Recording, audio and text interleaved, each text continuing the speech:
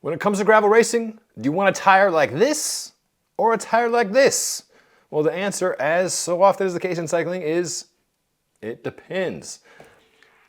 On a recent weekend, I did left-hand gravel, a race here in nearby Longmont, Colorado on this Trek Madone SL7, obviously an aero road bike, and went with some aero wheels and road tires, 28 millimeter Pirelli tubeless to be precise. Yes, a few of these were recalled. I'll put the details down below on that. Also used a new Bontrager wheel with a new type of epoxy-free carbon. Trek is calling OCLV free. That is made by the same folks that make these Forge and Bond wheels, that's CSS Composites. So I want to talk about the wheels, I want to talk about the tires, I want to talk about the bike and when to go with the road bike, when to go with road tires, and does this all matter and how much? But before we get into all that, please take a second to subscribe. Now sit back and enjoy the aero road race ride into a gravel race on the ride.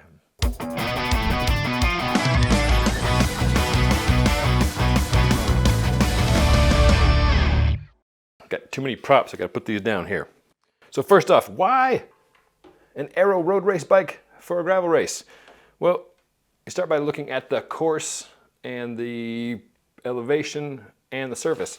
Left-hand gravel, a first-year event, had 3 distances. Often gravel events have these various options, which I love, be able to get in where you fit in, where you feel like on a given day.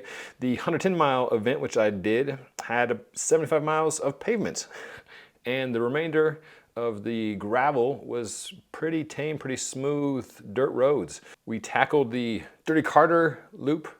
Those of you in Colorado may be familiar with Carter Lake. There's a dirt road that leads up to the back of it. And then a portion was on roads we know locally as Boulder-Roubaix roads. Before there was gravel racing, there was faux bay racing here in America, as we would kid ourselves that, you know, dirt roads or washboard roads are just the same as the cobbles in Belgium, right? Or the cobbles down in France, yeah? So the Boulder-Roubaix has been going on for years and years. Comes from a fine tradition of American faux bays, like you've got Barry-Roubaix in Michigan, you've got Rouge-Roubaix down in Louisiana, you've got Dairy-Roubaix in Wisconsin, et cetera, et cetera. And for those races, back in the day, we'd put on a big old fat 25 millimeter tire. We would do that for these races that were a mix of pavement and then dirt roads that were sometimes choppy. So all that to say, I know these roads, I know they're pretty darn smooth in Colorado. A lot of the counties treat the dirt roads with magnesium chloride to tamp down the dust and prevent or at least minimize the creation of stutter bumps or washboards, and a lot of these roads run pretty darn smooth. So I knew going into this race called left-hand gravel that it was effectively a dirt road race. So that's in part why I went with this, in part just because it's fun to test new stuff in these events. Another reason, in addition to the tires for going with the road bike, was the gearing. You know, often events that have a lot of this will have a lot of that, and I get frustrated when I get spun out and can't pedal. You know, some differences in bikes you can measure, or you know, you and I can't necessarily measure, but companies can measure in laboratories or in wind tunnels. And yes, those are differences. They're measurable, if itty-bitty differences. And then some differences you can feel, right? Like tucking down in a draft versus sitting bolt upright, you can feel that difference. Similarly, when you can pedal downhill, that's a difference you can tell over a, you know, one of these gravel bikes here with a 42 or a 40 tooth ring, where at a certain point, like you're doing 100 RPM cadence and you can no longer pedal. So went with an aero road bike, in part for the tires and in part for the gearing.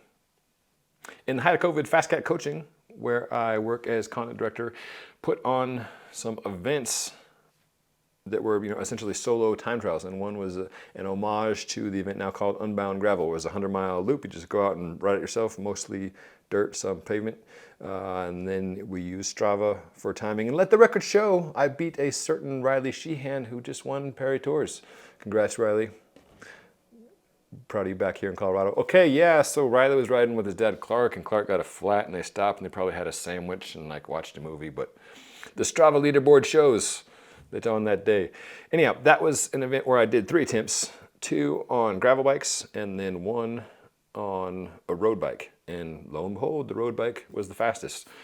That wasn't a scientific test, but that was just me going out at my old man steady hard pace on Specialized Diverge the first 2 times, including once with air bars, and then going out on a tarmac with 28 mil tires. So if the gravel event is a paved and smooth dirt road thing, then often a road bike's the way to go.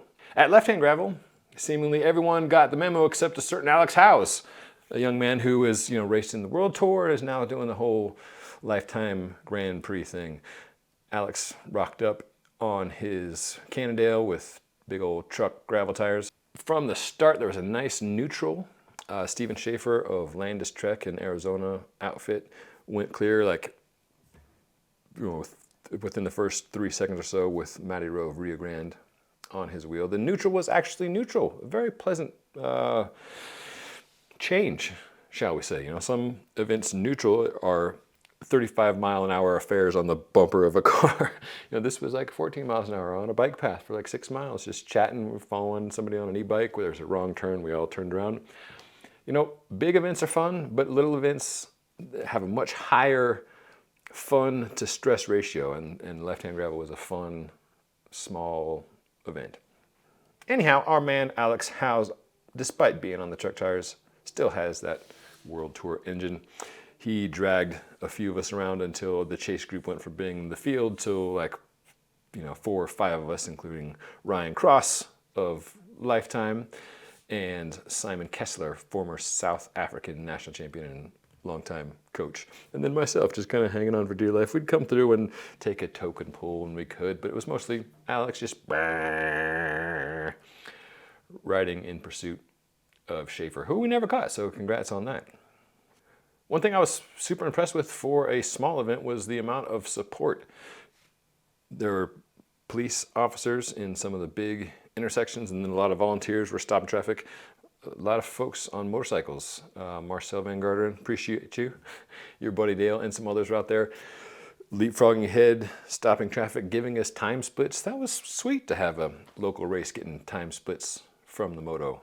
I ended up getting dispatched on the steep bit of the Carter Lake climb the second time around. And now, this feels like a gravel race. I've been riding solo since like mile 60. Got 30 miles to go. Good times. And then rode in for a very distant 6th place and a 2nd overall in the old guy division behind Simon Kessler. Had a great time, and always good to end up back at a brewery at the end of an event. So let's talk about the tires, the wheels, and the bike. Tires. First thing, these Pirelli P0 Race TLR, good tires. There was a batch of them recalled a month or so ago. So if you have these tires, take a peek at the number on the sidewall, and I'll put a link down below to that recall so you can check the number range. So there's, again, numbers on the sidewall.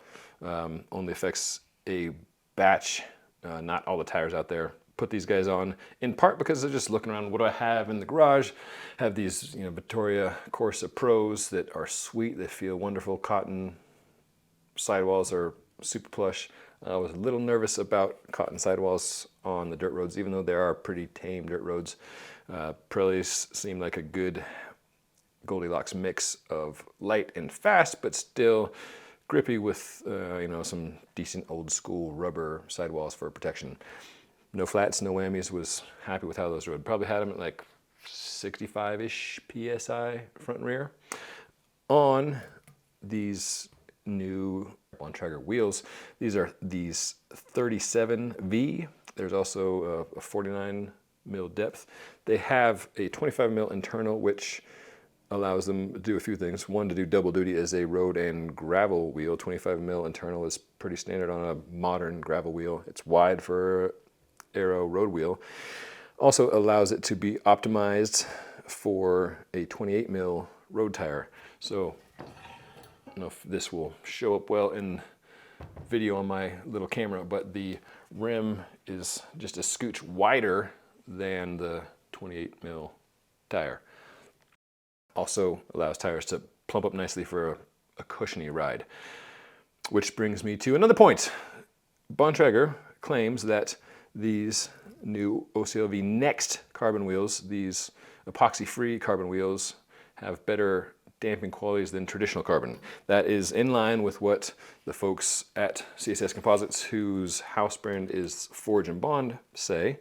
And I have to say, when I rode these Forge and Bond wheels earlier this year in around Boulder here on trails and roads, rode these guys for Buzz and Waffle Ride California, and then at Foco Fondo, both times with 35 mil tires.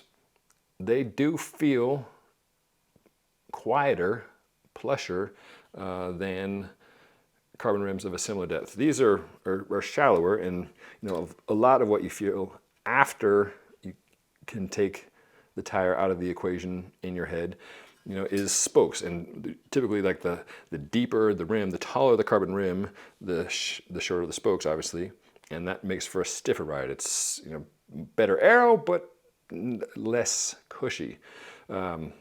So while these did feel like they were a softer ride than comparable depth, it's kind of hard to suss out, again, what you can feel versus what is demonstrably different in a laboratory.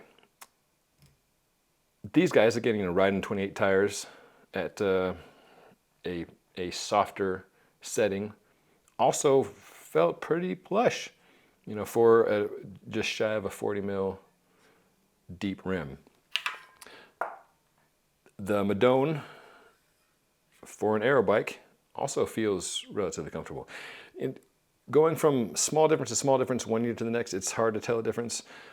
When you jump like 5 years or certainly 10 years, then the differences are huge. Like, I'll hand my father a bike every few years and he'll pick it up, compared to, his Gary Fisher that's, I don't even know how many years old at this point. And it's a noticeable difference. If you go from, 1 year to the next, one high dollar bike to another, it's hard to tell the differences. But aero bikes, I am here to tell you, have come a long way since they started out. So whether you buy into the shaping or not, there is certainly something to be said for engineering that takes rider comfort into an account and not just wind tunnel, yaw angle, drag graphs. So could I quantify how this wheel feels compared to another? No, but I do feel like it was a little bit quieter than 40 mil rims from 5 years ago. A bit about how they're made. Fusion fiber is what the folks at CSS Composites are calling their special blend. Carbon fiber traditionally has epoxy in there. Often pre-impregnated fiber strands have epoxy in them. Brands will lay them up, whether it's wheels or frame, and then you bake them in an oven, and that epoxy melts and sets into place. And then it is set once and forever. You can't go back and reshape them. I mean, you can unintentionally, like you leave your wheels leaning up against the exhaust pipe of your car when the car's running. You can melt your wheels, but it's a one-time thing. With this new epoxy-free carbon, as the name Forge and Bond implies, there's still smashing and heating involved, but there's no epoxy involved.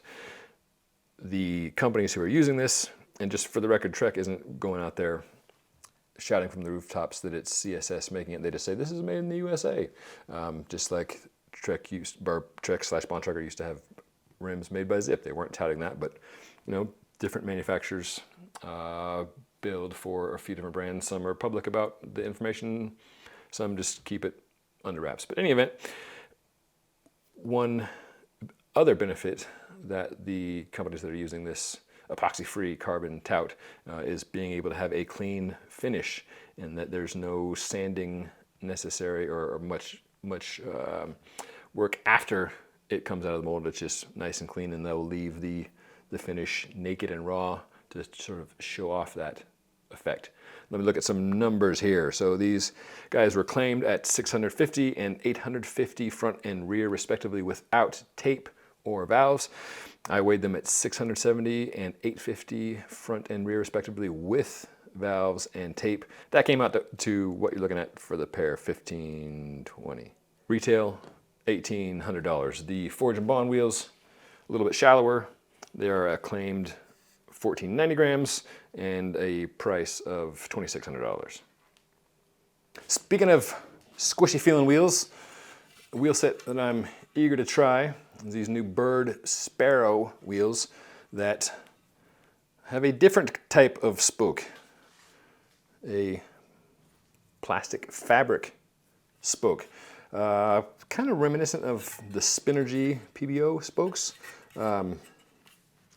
Very light, to the tune of like in the neighborhood of 1,000 grams for the wheel set compared to like 1,500 or so. Eager to try these out. I'll let you know how they go. In the meantime, you should go over and check out my buddy James Huang's take on the Escape Collective. Now let's talk about the bike. The Madone. Aero is everything, kids. Remember this? Aero is a huge factor. I stand by that original slogan Mark Cody and I put together 12 years ago now.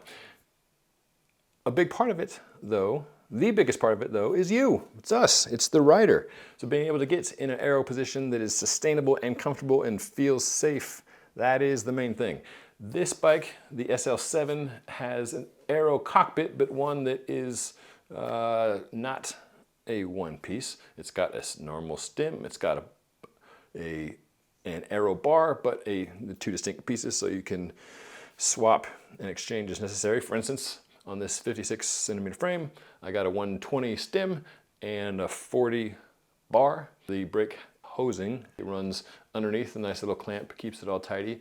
And I'm sure if you put this bike in the wind tunnel with the high-end one-piece cockpit Madone, you could measure a difference, right? But you could measure a much bigger difference, and perhaps without even going into wind tunnel, by having a bad position on a more expensive bike versus a better position on a less expensive bike. No, it's not always one or the other. You know, in a perfect world, you'd have both, right? You'd have the fanciest bike with a position that's perfectly dialed for you. Two things often prevent that from happening. One, real world finances, and then also just the configuration steps needed to get a position dialed in. Doable, absolutely. Easy, not always. So I think what Trek has done with this particular model is a great Goldilocks solution.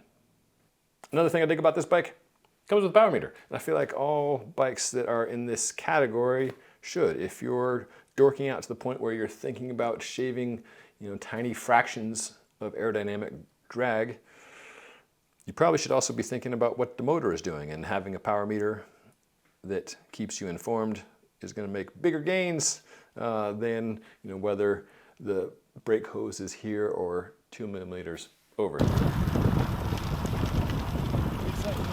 Okay, now let's talk some takeaways.